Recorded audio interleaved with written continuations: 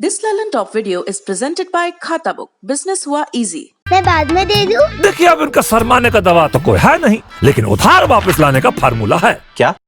कैसे? खाता book download करिए, ये उधारी का रिमाइंडर भेजे और उधारी वापस लाए फटाफट। माथुर के पैसे आ गए। खाता बुक, बिजनेस हुआ इजी। वॉकर टाइगर ये देश का पहला ऐसा बाघ है जो 9 महीनों में 3000 किलोमीटर से ज्यादा का सफर कर चुका है। महाराष्ट्र के यवतमाल से लेकर तेलंगाना और फिर महाराष्ट्र के बुलगाना तक। फिलहाल इसने महाराष्ट्र के ज्ञानगंगा अभयारण्य में अपना ठिकाना बना लिया है, लेकिन अब भी उसे मादा बाघ की तलाश है। उसकी साथी की तलाश पूरी करने के लिए वन अधिकारी कोशिश में जुटे हैं, लेकिन इसमें एक समस्या है। क्या है ये समस्या और क्यों इस बाघ की इतनी चर्चा हो रही है, आइए जानते हैं। वॉकर, इस टाइगर को ये नाम वन अधिकारियों ने दिया है। अपनी सबसे लंबी यात्रा की वजह से ये कुछ महीने पहले चर्चा में आया था।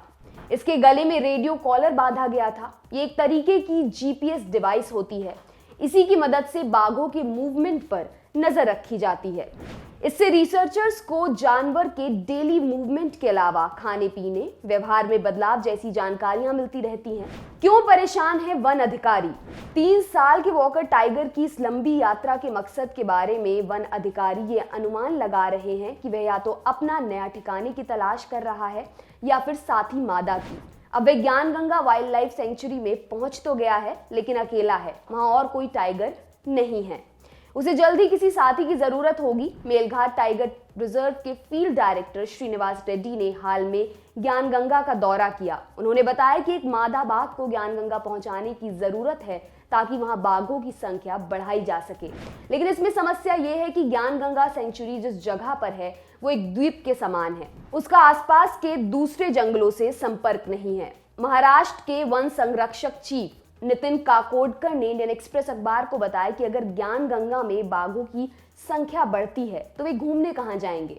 जब तक ज्ञानगंगा से कॉरिडोर बनाकर मेलघाट या मुक्ताई भवानी टाइगर रिजर्व से नहीं जोड़ा जाता, वहां बाघों का प्रजनन कराना ठीक नहीं होगा। यहाँ एक गांव भी पड़ता है।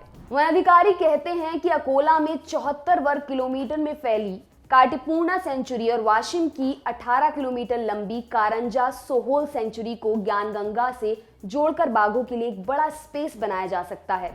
लेकिन काकोडकर कहते हैं कि काटीपूर्णा में जंगल कम बचे हैं।